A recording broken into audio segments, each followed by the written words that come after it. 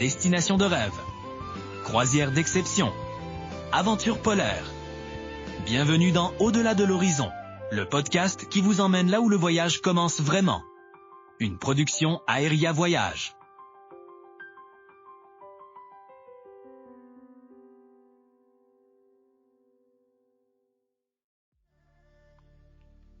Dans un pays qui est mondialement reconnu pour ses trains à lévitation magnétique, qui fendent l'air à des centaines de kilomètres/heure. Les fameux Shinkansen, ouais. Exactement. Et avec ses carrefours saturés de néon, une hyper-modernité vraiment vertigineuse, au milieu de tout ça, il existe une métropole majeure qui force délibérément quiconque y met les pieds à ralentir. À ralentir à la vitesse d'un moine en méditation, presque. C'est ça. Le contraste est tellement brutal qu'il en donne presque le vertige. C'est un vrai choc culturel, mais interne au pays lui-même, c'est fou quand on y pense. On passe d'un avenir technologique complètement omniprésent à un passé qui est méticuleusement préservé, et ça, c'est à peine à 2h30 de train de la capitale. Fait que le dossier qu'on décortique aujourd'hui, il explore exactement cette fracture-là. On plonge dans l'édition 2026 du guide de voyage qui a été rédigé par Yvan Junior Blanchette. Un spécialiste chez Aéria Voyage. Oui, et son guide se penche exclusivement sur l'ancienne capitale impériale du Japon, Kyoto. Mais soyons clairs dès le départ pour les gens qui nous écoutent, les documents qu'on a sous les yeux, c'est vraiment pas une liste d'épiceries classiques du genre, mettons, les 10 meilleurs endroits pour un égo-portrait. Ah non, pas du tout. La mission de ce guide-là, c'est plutôt de décoder la mécanique de la ville. Tu sais, comment on l'aborde pour pas passer à côté de sa magie. Parce que c'est super facile de passer à côté. Tellement, parce que, mettons les choses en perspective 2 secondes. Une ville qui compte plus de 1600 temples bouddhistes. 1600. Plus des centaines de sanctuaires shintoïstes, ça sonne comme une recette infaillible pour faire une overdose de musée, non? La fameuse saturation culturelle, c'est vraiment le piège numéro 1. Et c'est justement là que l'analyse de Blanchette devient super pertinente. Il explique très bien que cette densité historique-là, on parle d'une ville qui a été la capitale impériale pendant plus de 1000 ans. Hein? C'est pas rien. Non, c'est énorme. Ça peut pas se consommer comme on consomme Tokyo. C'est super intéressant parce que le guide fait d'ailleurs une comparaison directe entre les deux villes. L'analogie qui me vient en tête en lisant ça, c'est que Tokyo agit un peu comme une connexion Internet haute vitesse. Ouais, on saute d'un onglet à l'autre. Exact. On consomme de la culture pop, de la gastronomie, de la mode, tout ça à un rythme frénétique. Tandis que Kyoto, en revanche, ça demande la même disposition mentale que quand on s'assoit pour lire un grand classique de la littérature avec genre une reliure en cuir. C'est une belle image. Ça exige une capacité d'attention qui est complètement différente, tu sais. Et la mécanique derrière cette différence-là, elle est fascinante. Tokyo, c'est une ville fondamentalement orientée vers l'extérieur, vers l'avenir. Mm-hmm. Elle est conçue pour l'efficacité, pour la consommation très rapide d'expériences. Mais Kyoto, c'est tout l'inverse. C'est une ville orientée vers l'intérieur. Vers l'intérieur, c'est-à-dire? L'architecture même des lieux, avec les jardins clos, les cours intérieures, ça force le regard à se poser sur les petits détails. La ville récompense vraiment l'intentionnalité. Si l'approche d'un visiteur, c'est de cocher le maximum de temples sur une carte, l'échec est garanti. C'est la frustration assurée. Exact. L'architecture en bois ancienne, les quartiers de geisha super bien préservés, tout ça exige une patience que, honnêtement, le voyageur moderne n'a plus tellement l'habitude d'exercer. Ce qui amène un défi logistique assez énorme. Parce que notre instinct, quand on arrive dans un endroit aussi riche, c'est de quadriller le territoire, de faire un plan. Mais le guide refuse carrément de diviser la ville géographiquement avec des points cardinaux. Oui, c'est une approche audacieuse. Et il cartographie plutôt Kyoto selon l'état d'esprit et l'atmosphère des différents secteurs. C'est beaucoup plus émotionnel comme approche. Par exemple, il y a toute cette zone qui représente le côté très théâtral, presque performatif de la tradition. Je pense à Gion, évidemment. Gion, oui. Gion représente l'image classique, presque cinématographique que les gens se font de Kyoto, tu sais. Avec les fameuses ruelles. Les ruelles pavées, les maisons de ville traditionnelles en bois qu'on appelle les machiya. Et la raison pour laquelle ce quartier dégage une atmosphère aussi particulière, c'est que c'est pas un décor figé. C'est pas un musée à ciel ouvert. C'est ça, c'est un écosystème qui est bien vivant.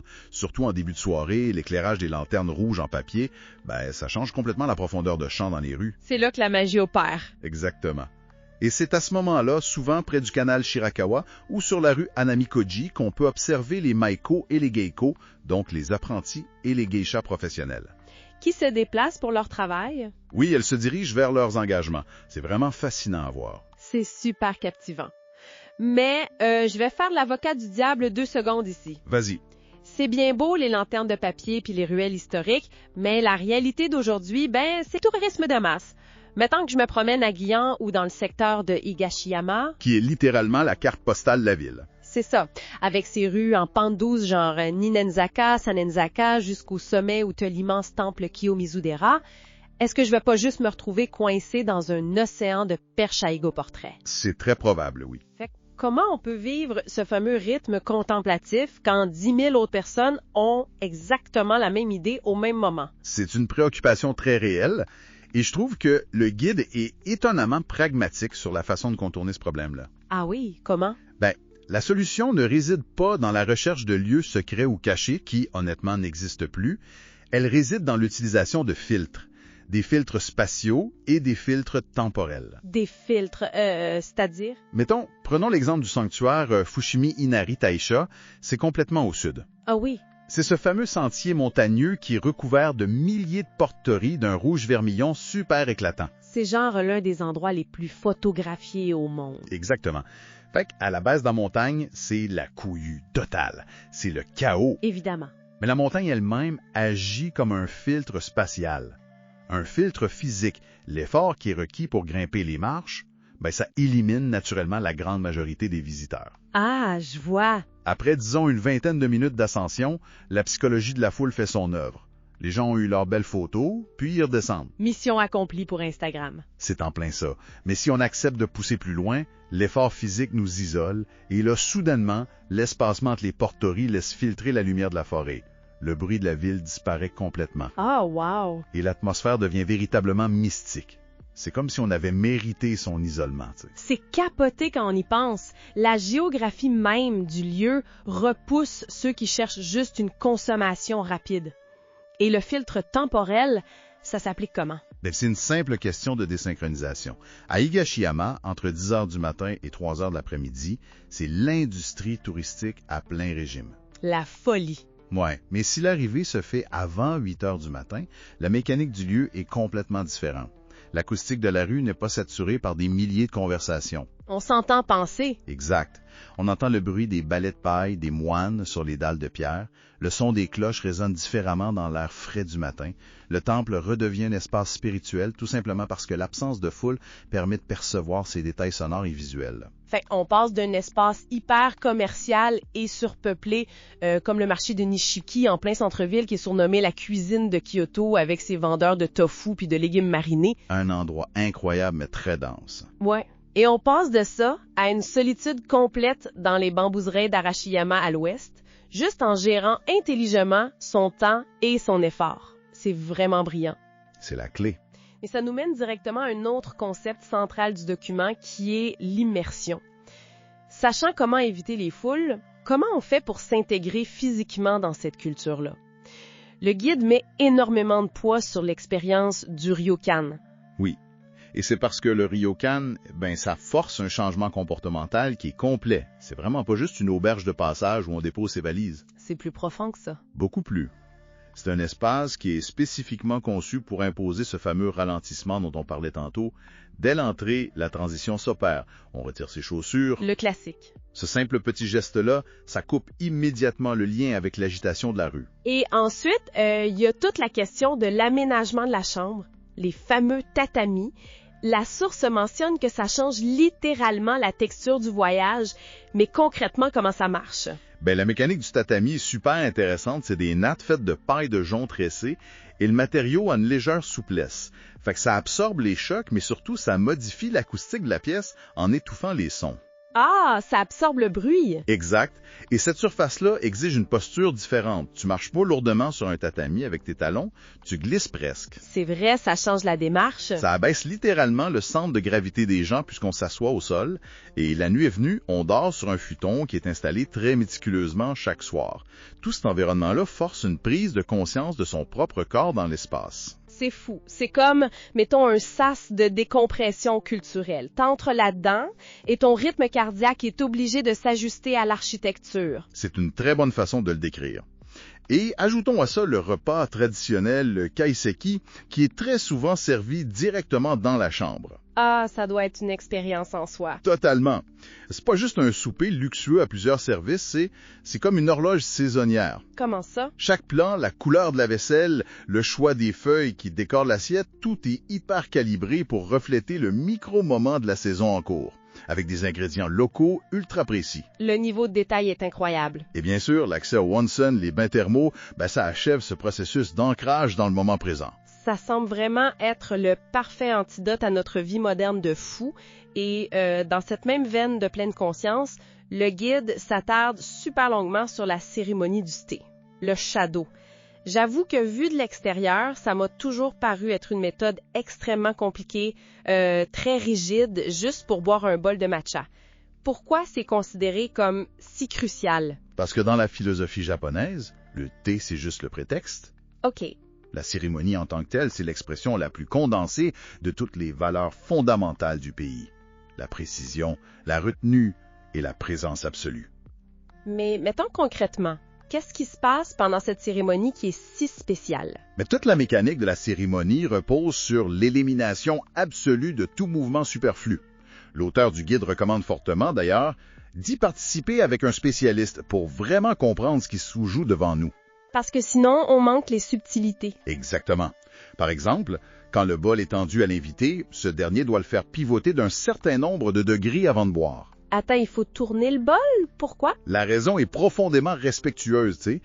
La face avant du bol comporte presque toujours le plus beau motif de l'objet. Ah! En tournant le bol, l'invité évite de poser ses lèvres directement sur le chef-d'œuvre. Ça montre son humilité face à l'air et son immense respect pour l'autre qui lui offre le thé. Wow! C'est de délicatesse, n'est-ce pas? Et même le rythme auquel l'eau chaude est versée est calculé. C'est pour obtenir une sonorité très spécifique, une température exacte. C'est un système fermé où chaque petit détail exige une attention totale. Si tu sautes une étape, tout l'équilibre est brisé. C'est fascinant. C'est presque, de la programmation comportementale par la beauté. Exactement. Mais là, par contre, je dois dire que le guide m'a complètement perdu sur sa recommandation suivante. Ah oui? Ouais.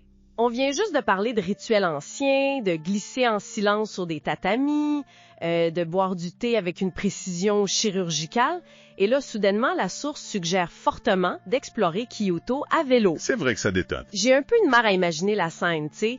On est dans une capitale impériale millénaire et je me vois débouler au milieu des geishas sur un vélo de location. Est-ce que ça vient pas complètement briser l'immersion? C'est une réaction super normale. Ça semble vraiment contre-intuitif au début, mais c'est la géographie urbaine de Kyoto qui explique cette recommandation-là. C'est-à-dire? Contrairement à beaucoup d'autres villes japonaises, Kyoto est construite sur un plan quadrillé, très ancien, qui est inspiré de la capitale chinoise de l'époque. Et la topographie est remarquablement plane. OK, la topographie le permet, c'est plat.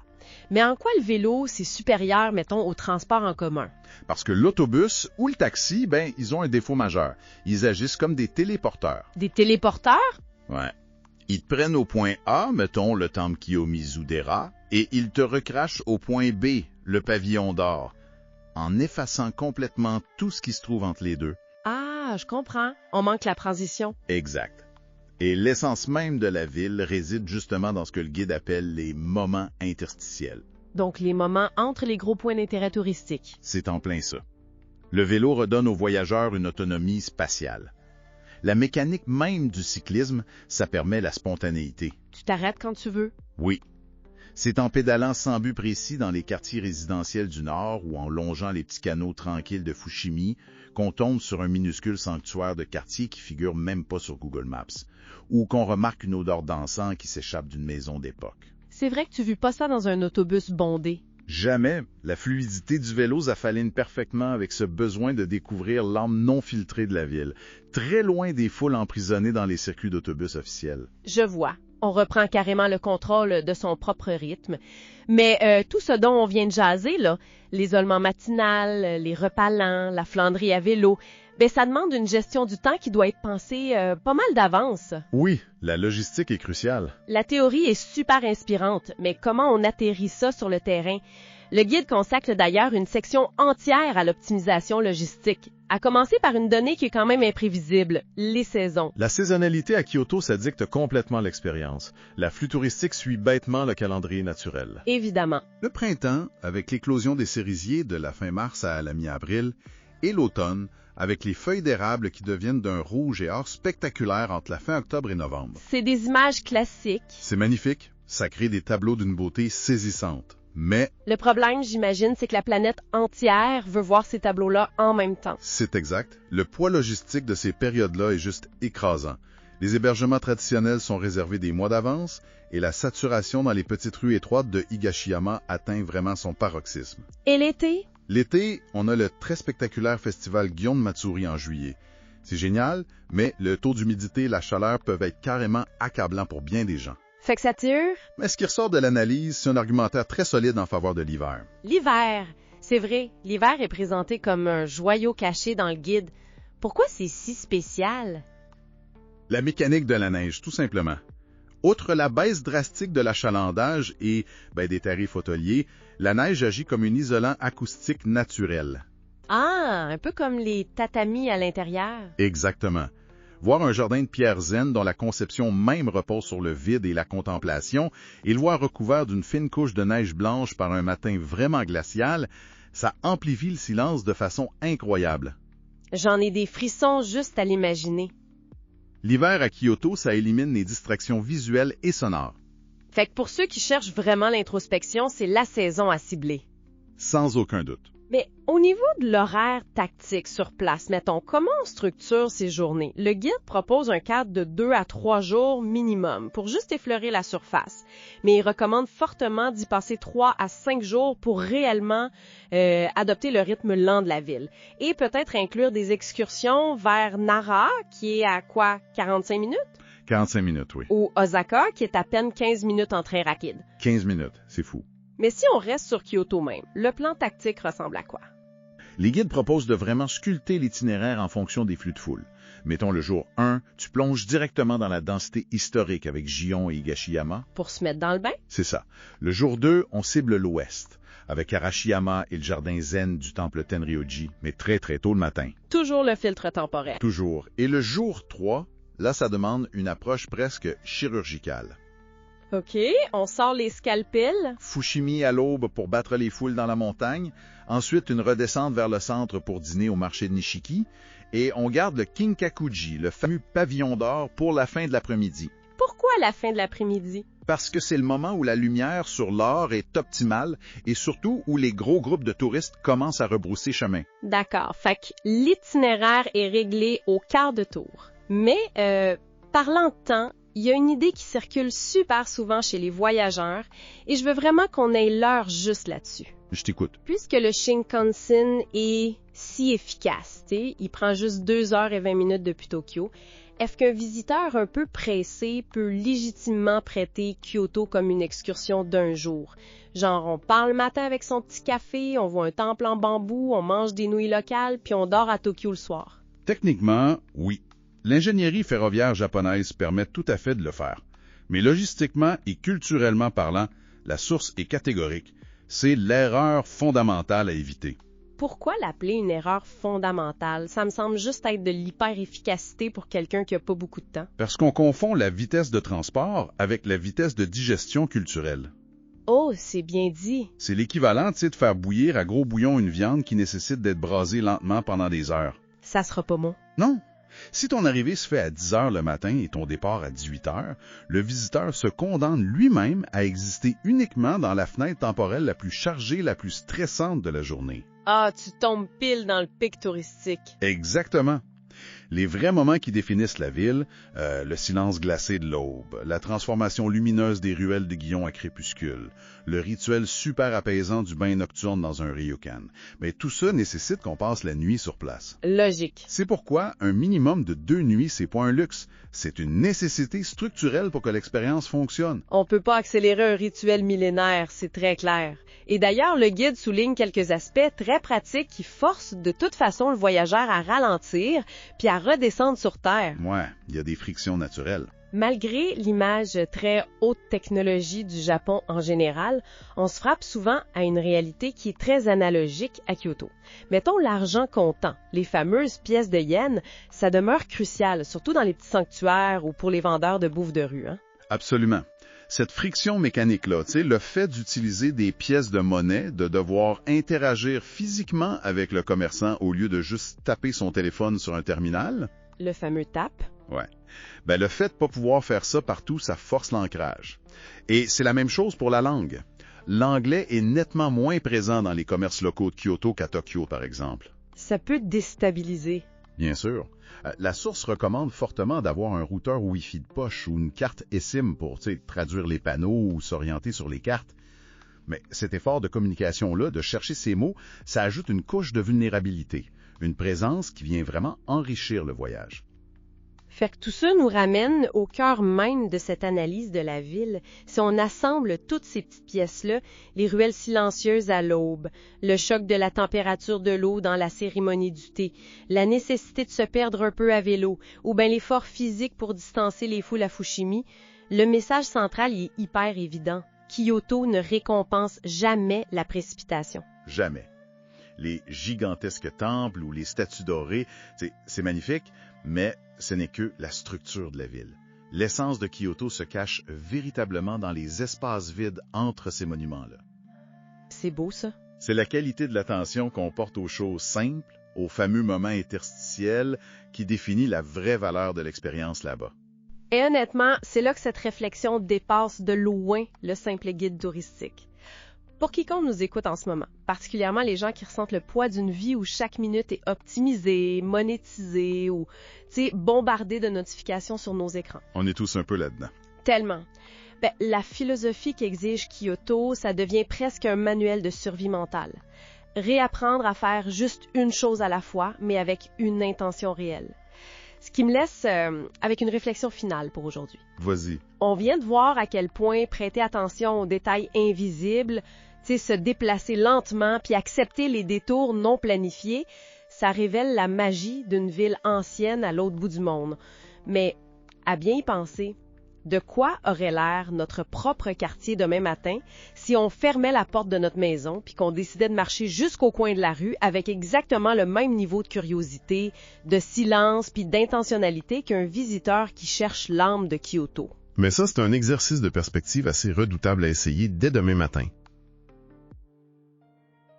Vous venez d'écouter Au-delà de l'horizon, une production Aeria Voyage. Pour en savoir plus sur les destinations et les compagnies présentées dans cet épisode, visitez notre site web au www.aeriavoyage.com, voir tous les détails dans la description. N'oubliez pas de liker et de partager le podcast avec votre famille et vos amis. Abonnez-vous à la chaîne pour être certain de ne rien manquer. À très bientôt.